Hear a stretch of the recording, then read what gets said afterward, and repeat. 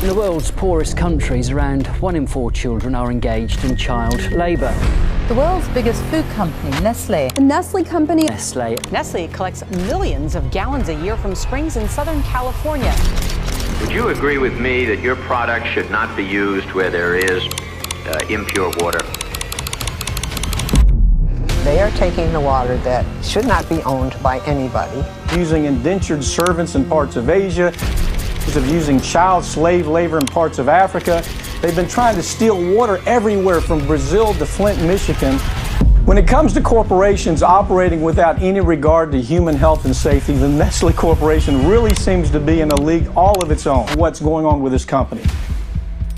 Nestlé is the largest food and beverage corporation in the entire world. They own over 2,000 different brands and sell chocolate, cereal, coffee, baby food, water, ice cream, and so much more. In fact, it would be difficult to go shopping and not buy something that's owned by Nestlé.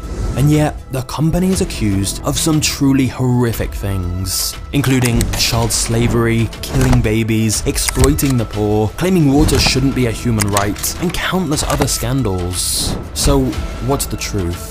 And if Nestlé really is this evil, how are they getting away with it?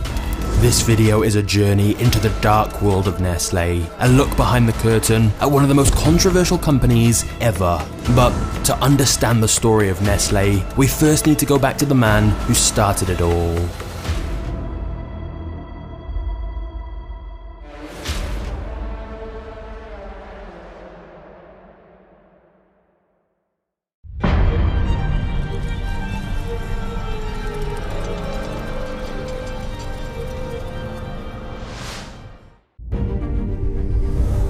The story of Nestlé begins with the birth of a boy in Frankfurt in 1814. Henry Nestlé was the 11th of 14 children and was born into a family of glaziers, where the trade of cutting and fitting glass had been passed down from father to son for many generations. However, as Henry got older, he became fascinated with chemistry and decided he wanted to become a pharmacist instead of going into the family trade, which caused a bit of a rift between him and his dad.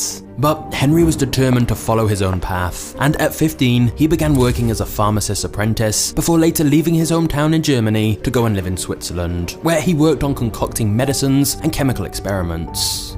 It was here in Switzerland that Henry would start one of the biggest corporations in the world. In fact, to this day, Vevey in Switzerland remains the headquarters of Nestlé. But it wasn't until much later in his life that Henry started Nestlé. Before his big break, Henry tried all kinds of different entrepreneurial ideas. Like, he started producing and selling liqueurs, vinegars, rum, lemonade, and even fertilizers. But none of his business ideas ever seemed to take off. It wasn't until Henry was in his 50s that he finally had his big breakthrough. It all began when Henry read a report that infant mortality had become extremely high because many women couldn't breastfeed their children, or their children were allergic to the milk.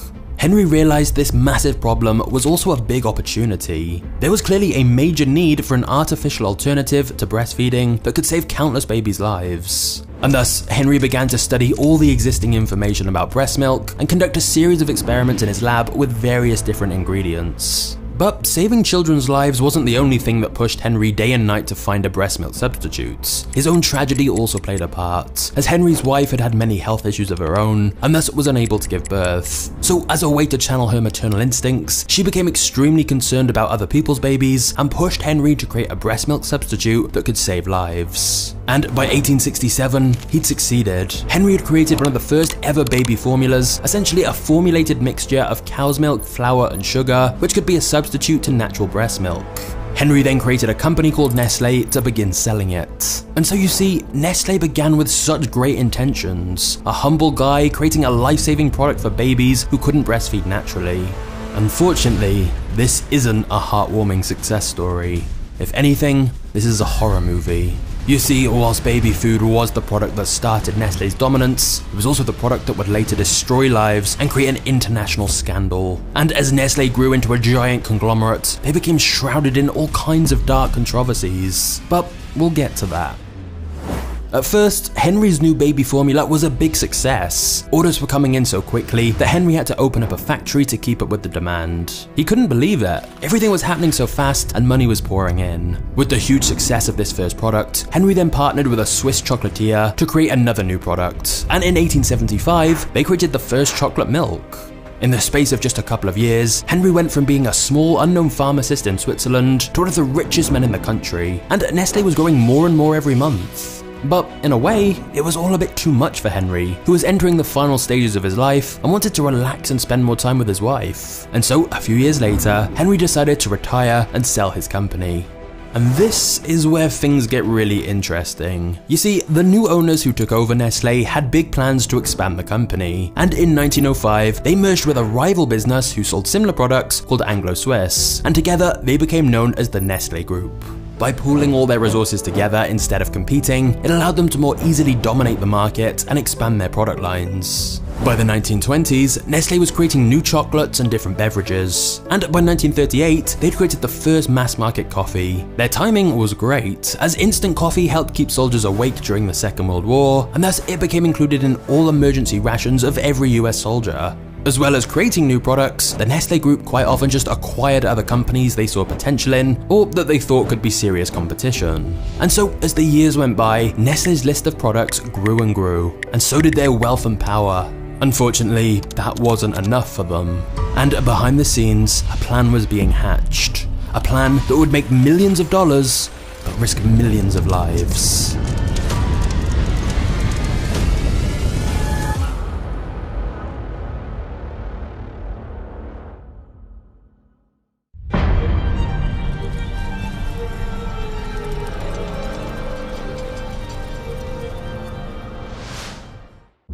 When Henry Nestlé first created his baby formula back in 1867, the whole idea was a supplement to help mothers who couldn't breastfeed their children, certainly not to try and replace breast milk altogether. And the reason for that is studies have shown that natural breast milk is healthier than any formula. Natural breast milk is widely recommended by the World Health Organization, American Medical Association, UNICEF, and countless others. So for a while, baby formula was sold simply as an alternative for those who needed it.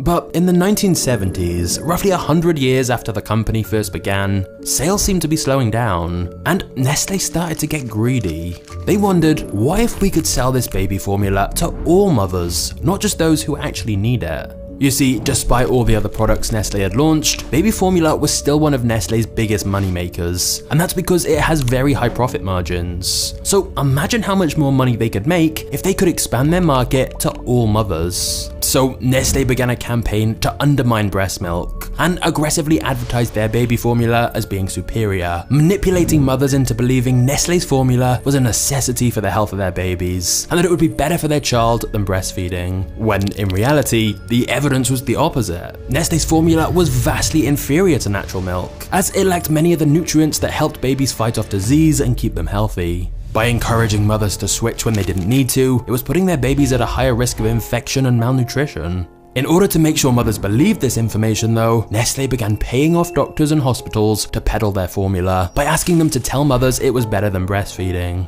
Nestlé then ramped this up further in Africa and Asia, where they would hire saleswomen to dress up like nurses and convince mothers to give up breastfeeding and use their formula instead. These saleswomen were paid on commission, meaning the more formula they sold, the more money they made, thus encouraging them to sell the formula very aggressively, which they did. These saleswomen, posing as genuine nurses, would walk the halls of maternity wards, or even visit mothers at their homes unannounced and sell them on Nestlé's baby formula. And it gets much worse. Nestlé got these fake nurses to hand out free samples of their formula to mothers. Except they gave them just enough samples that by the time the samples ran out, the mothers would have stopped producing milk naturally and thus had no choice but to pay for Nestlé's expensive product to keep their child alive. This proved to be very successful and profitable for Nestlé, and so they expanded this plan to many other locations, but especially developing nations, where many of the women weren't educated enough to know the information they were being fed wasn't true. After all, if a woman who appears to be a qualified nurse is telling you that your baby needs this product, you're just gonna believe them. Of course, the consequences were fatal. It's estimated millions of babies died or were made severely deficient in essential nutrients because of this. The worst impact was in third world countries where there was no access to clean water. The big problem was that the baby formula had to be mixed with water, and yet Nestlé was convincing people they needed to use this baby formula in places where clean water was in very short supply. So the formula was getting mixed with water that was polluted and contaminated, thus making the babies ill. To make matters even worse, because many of these women couldn't afford to keep buying the baby formula that their babies now depended on, they instead diluted it with even more water, which meant that the babies didn't get enough of the nutrients they needed from the formula, leading to malnutrition. It didn't help that the instructions on the packaging were in English, which most of the mothers in these countries couldn't read. So they didn't even realize that by diluting it so much, they were starving their children. This also meant many of them didn't know they needed to boil the water first to prevent bacteria making their baby sick.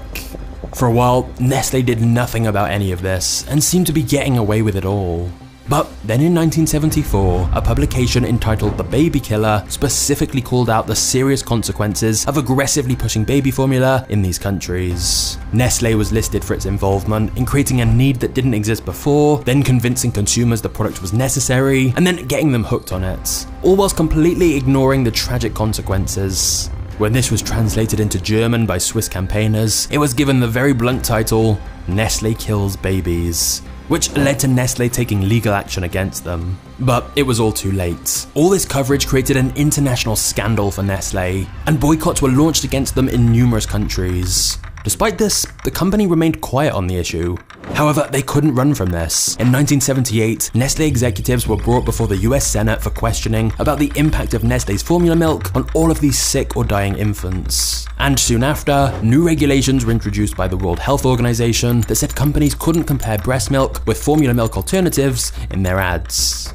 Whilst this helped in well-regulated countries, in much of Southeast Asia and the Pacific, the regulations and laws were not so well enforced, meaning Nestlé doubled down on their marketing in many of these underdeveloped countries with less restrictions, and thus their sales continued to increase. Meanwhile, back in places like the US, where sales had stalled, Nestlé tried to change their tarnished image and promote breast milk by using some very bizarre ads featuring something called the Super Babies. This is a breastfeeding song for those who help our awesome moms.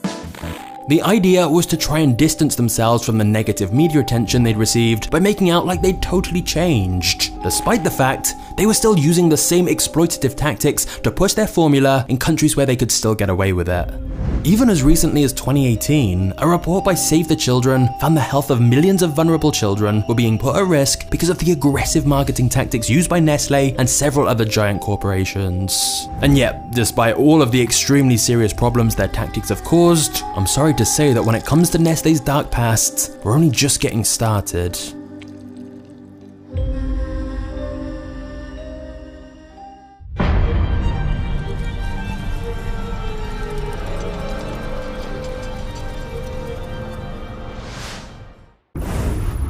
In 2005, the Nestlé CEO implied that having access to water wasn't a basic human right.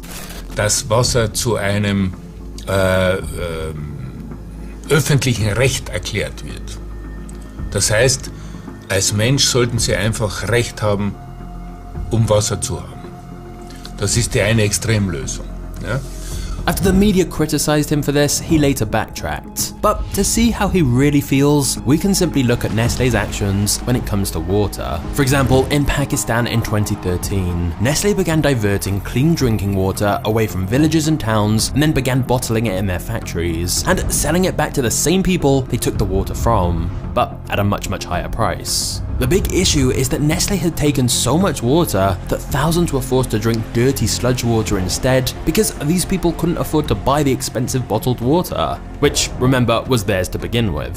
Nestlé's strategy was essentially to deprive people of a necessity like clean water and then supply them an expensive alternative. Since Nestlé arrived in the country, there are claims they have sucked the land dry and caused water levels to sink hundreds of feet. And it's not just in developing countries where Nestlé does this. For example, in America, when California was suffering from droughts, many companies moved their operations out of the state, but not Nestlé. In the midst of this very serious water shortage, Nestlé Waters continued to pump 705 million gallons of fresh water from California's national parks, draining some of the state's remaining water resources to sell back to Californians. And when asked about this, the Nestlé Waters CEO said that if he could bottle more of California's water for profit during the drought, he would.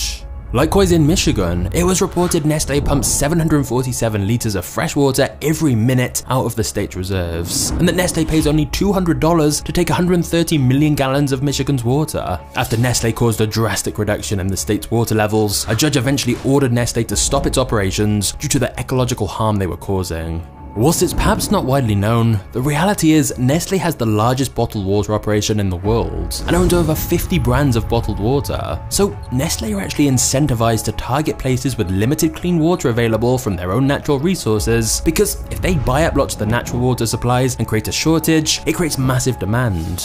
If you've seen Mad Max Fury Road, you may remember the guy who was hoarding all the water, and that's not too dissimilar from Nestlé's approach. But perhaps where Nestlé got a lot of their inspiration was the classic British show Only Fools and Horses. In one episode, the characters decide to sell bottled water by claiming it came from a natural spring, when really it just came straight out of the tap.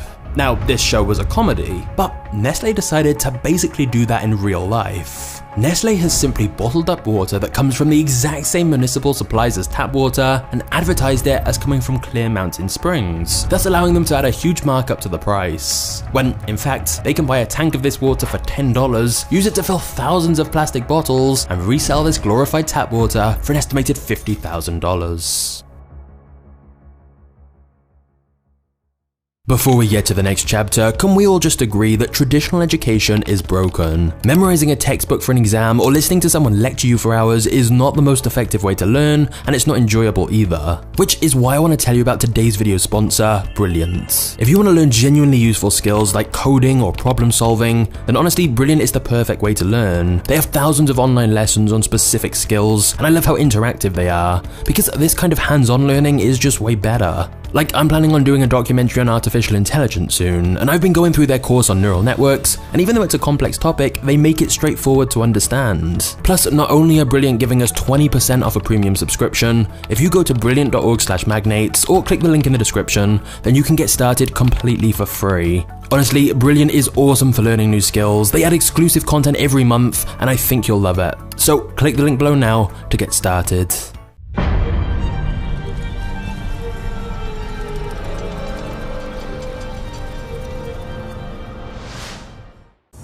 When you pick up a chocolate bar, probably the last thing on your mind is how that chocolate bar was made. But the brutal truth is that Nestlé has been found to use forced labor and even child slavery on the farms where the cocoa beans are harvested.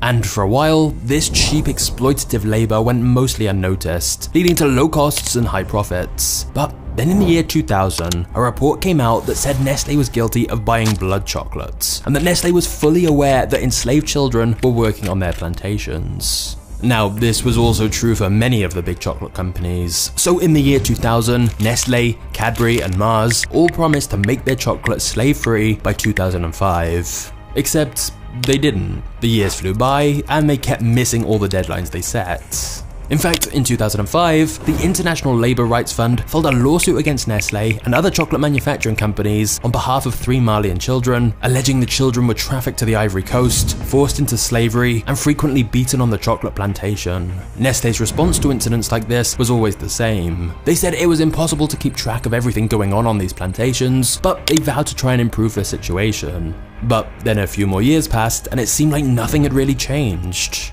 In 2010, a documentary called The Dark Side of Chocolate brought attention to the media about how children were being stolen away from their homes and families and being forced to work on plantations for very little or no money at all. Then an investigation in 2020 discovered that children as young as 8 were picking coffee on the farms of one of Nestlé's suppliers. It was reported children worked 7 days a week, carrying sacks that weighed twice their weight and got paid around $1 an hour for their work. However, once again, Nestlé denied knowledge of this and said they tried to fix it. And to be fair here, this is a complex issue that's certainly not limited just to Nestlé. But what does seem clear is Nestlé have known about these labor problems for decades, and with their billions of dollars, they could surely have done a lot more if they really wanted to. The only time they seemed to show signs of action against these brutal working conditions was when they were getting negative press. And there's another example of this with what happened in Ethiopia. In 2002, Nestlé was demanding $6 million from the government of Ethiopia, one of the poorest countries on the planet. The conflict dated back to the 1970s, when a military regime in Ethiopia seized all the assets of foreign companies and nationalized them.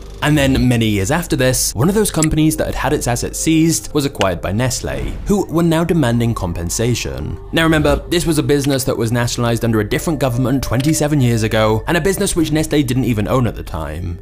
But still, to be fair to Nestlé here, technically they were entitled to claim compensation. But here's the issue. At the time they were making this demand for $6 million, Ethiopia was facing an extreme famine that threatened the lives of 15 million people. The country was in extreme poverty, with many citizens making less than $100 a year. That $6 million could help provide clean water to millions of Ethiopians. It could quite literally save lives. But despite being aware of this, and despite the fact Nestlé made around $65 billion in sales that same year, Nestlé initially refused to let Ethiopia off the hook and persistently demanded the money. Even though $6 million was nothing to Nestlé, they said it was the principle of the matter that was important. However, once the media picked the story up and people started threatening to boycott Nestlé, they immediately did a U-turn and settled the debt for $1.5 million instead and vowed to reinvest it into the country's economy.